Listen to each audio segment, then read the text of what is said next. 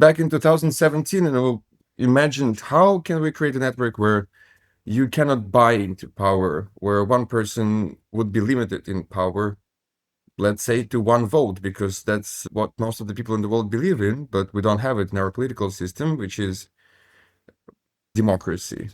And we didn't know how to implement it till 2020, when my co-founder said, hey, how about we take biometrics, make biometrics private, and then we can give the right to launch Node to anyone in the world without knowing who she is, and he can join the network.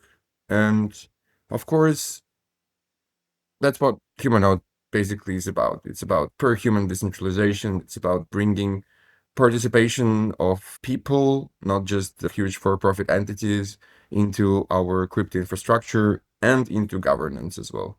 Apparently, if you let anybody enter one human, one vote DAO, it's going to be a security nightmare.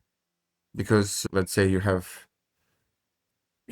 a school, a university, or one battalion in the army that can just set up a lot of nodes and just steal all the money from the treasury in the next day.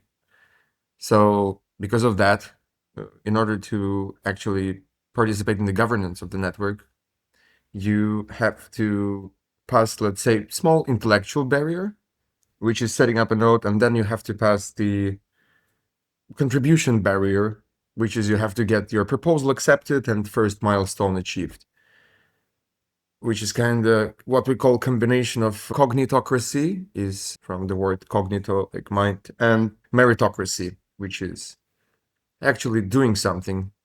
Because some people say ideas are cheap, depends on the idea, but real work is important. And the thing is then, democracy, even when you have these barriers, could still fail. Why? Because there are some things that most of the people have no idea about because they don't have the specialization, okay? You can't be engineer, marketeer, economist all in one. It's pretty much almost impossible. Good ones. And that's why we have specialized chambers. And for example, I will be voting in the chamber of economics and let's say awareness or marketing, but I will not be in engineering chamber until I probably spent 5 to 10 years those tech team members that we have actually building software or hardware. And this is done to protect crucial parts of the DAO from main collapse of democracy, which is populism. If we had a lot of marketeers in the DAO and just 10 technical people, oh, that could be a nightmare because they have all the voting power, and they could just say, oh, let's all the Rust code we have and switch to Go because Go is cooler in terms of marketing. It would be awful.